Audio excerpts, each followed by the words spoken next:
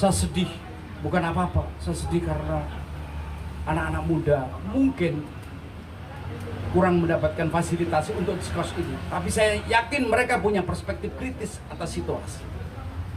Ini terbukti adalah cara pandang kita melihat masa depan. Teman-teman, mari kita selamatkan masa depan dengan mempercayakan anak-anak muda. Fasilitasi ruang buat mereka. Saya sebagai dosen, saya sadar betul tantangan saya beda dengan dulu. Sekarang mahasiswa banyak tahu banyak hal. Saya ketika kuliah mereka buka laptop semua tahu gitu. Tetapi tugas dosen adalah membantu memberi makna atas pengetahuan mereka. Berdasarkan sejarah, berdasarkan hari ini dan imajinasi yang mereka hadapi.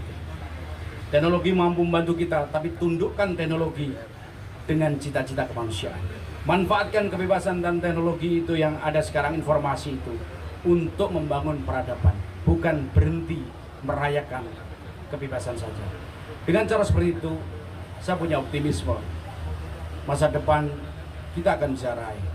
Kata kuncinya terletak pada values apa yang kita pegang.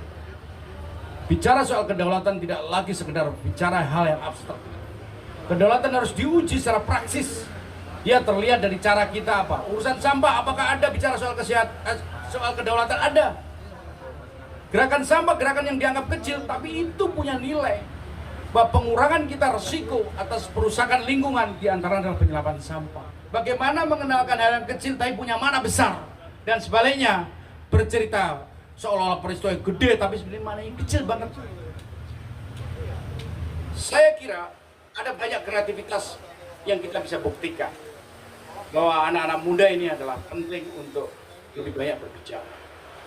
Dan saya yakin juga bahwa penjelasan kita mengenai tiga hal yang tadi saya sebut soal krisis demokrasi, ketegangan ekonomi, kemudian soal lingkungan, ini satu sama lain bisa beririsan.